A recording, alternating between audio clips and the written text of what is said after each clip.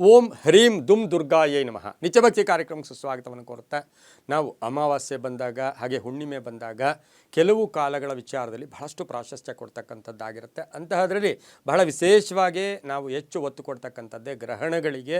ಅಂತಹ ಗ್ರಹಣ ಈ ಒಂದು 17ನೇ ತಾರೀಕು ಇಂದು ಗ್ರಹಣ ಸಂಭವಿಸ್ತಾ ಇದೆ. ಇದು ರಾಹುಗ್ರಸ್ತ ಕಂಕಣ ಸೂರ್ಯಗ್ರಹಣ.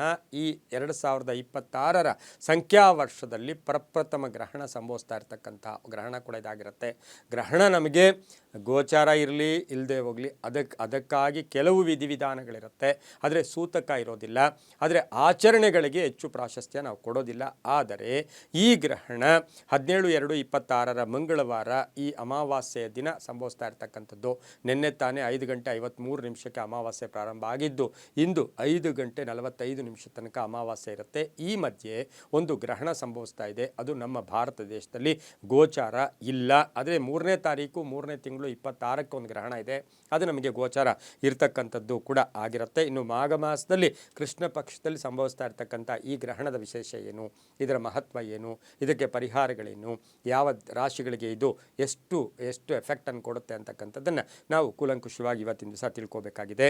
ಇದು ಕುಂಭರಾಶಿಯ ಧನಿಷ್ಠ ನಕ್ಷತ್ರದ 4ನೇ ಪಾದದಲ್ಲಿ ಗ್ರಹಣ ಸಂಭವಿಸ್ತಾ ಇರತಕ್ಕಂಥದ್ದು ಆಗಿರೋದ್ರಿಂದ ಇದನ್ನು ರಿಂಗ್ ಆಫ್ ಫೈರ್ ಅಂತೀವಿ. ರಿಂಗ್ ಆಫ್ ಫೈರ್ ಅಂತ ಹೇಳಿದ್ರೆ ಇದು ಕಂಕಣಾಕೃತಿ ಬೆಂಕಿ ಆಕಾರದಲ್ಲಿ ಇದು ನಮಗೆ ಗೋಚಾರ ಆಗ್ತಕ್ಕಂಥದ್ದಾಗಿರುತ್ತೆ. ಆದರೆ ಭಾರತ ದೇಶದಲ್ಲಿ ಇದು ಗೋಚಾರ ಇಲ್ಲ.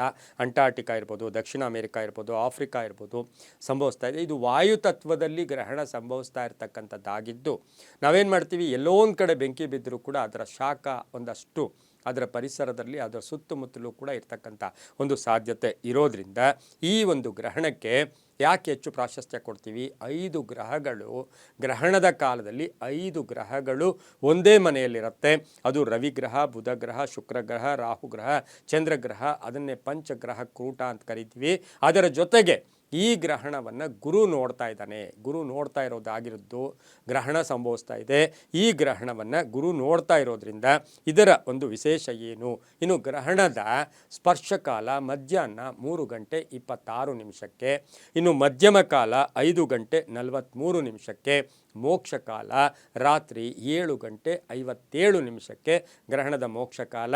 ಇದು ಗೋಚಾರ ಇಲ್ಲದೇ ಇದ್ದರೂ ಸಹ ನಾವು ದ್ವಾದಶ ರಾಶಿಗಳಲ್ಲಿ ಕರ್ಕಾಟಕ ರಾಶಿ ಆಗ್ಬೋದು, ಸಿಂಹ ರಾಶಿ ಆಗ್ಬೋದು, ಕುಂಭ ರಾಶಿ ಆಗ್ಬೋದು, ಮಕರ ರಾಶಿಯವರಿಗೆ ಇದು ತೀವ್ರತೆಯ ಒಂದು ಅಷ್ಟು ಪ್ರಭಾವಗಳನ್ನು ಪರಿವರ್ತನೆಗಳನ್ನು ತರ್ತಕ್ಕಂಥ ಸಾಧ್ಯತೆ ಇರುತ್ತೆ. ಇನ್ನು ರವಿಗ್ರಹ ಅಂದರೆ ನಾವು ರಾಜಗ್ರಹ ಅಂತ ಕರಿತೀವಿ.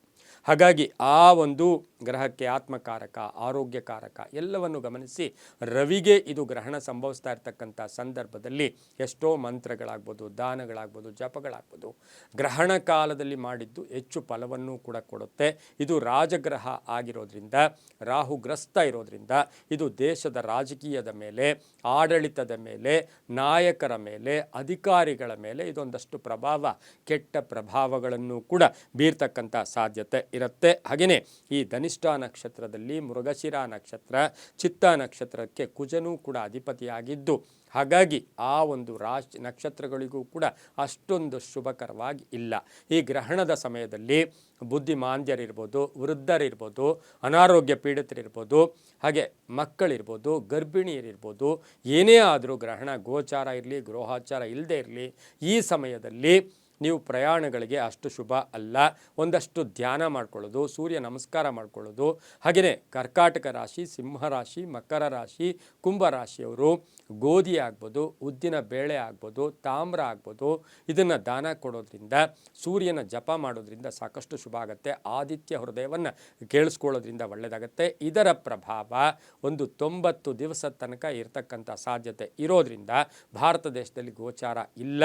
ಆದರೂ ಕೂಡ ಬಹಳಷ್ಟು ಜಾಗೃತಿಯಾಗಿ ಹುಷಾರು. ಯಾಕೆಂದರೆ ಗ್ರಹಣ ಇದ್ದಾಗ ಮಾನಸಿಕವಾಗಿ ನಮಗೆ ಒಂಚೂರು ಎಲ್ಲೋ ಒಂದು ಕಡೆ ಒಂದು ಸಮತೋಲನ ಇರೋದಿಲ್ಲ. ಹಾಗೆ ಸೂರ್ಯಗ್ರಹಣ ಆಗ್ಬೋದು, ಚಂದ್ರಗ್ರಹಣ ಆಗ್ಬೋದು, ಆ ಗ್ರಹಣ ಎಲ್ಲೋ ಪ್ರಪಂಚದಲ್ಲಿ ಎಲ್ಲೋ ಸಂಭವಿಸ್ತಾ ಇದ್ದರೂ ಕೂಡ ಕೆಲವು ರಾಶಿಗೂ ಕೆಲವು ನಕ್ಷತ್ರಗಳ ಮೇಲೆ ಇದರ ಪ್ರಭಾವ ಇದ್ದೇ ಇರುತ್ತೆ ಅಂತ ಹೇಳ್ತಾ, ಎಲ್ಲವೂ ನಂಬಿಕೆಯ ಆಧಾರ ಅಂತ ಹೇಳ್ತಾ ಸರ್ವೇ ಜನ ಸುಖಿನೋ ಭವಂತು, ಸಮಸ್ತ ಸನ್ಮಂಗಳಾನಿ ಭವಂತು.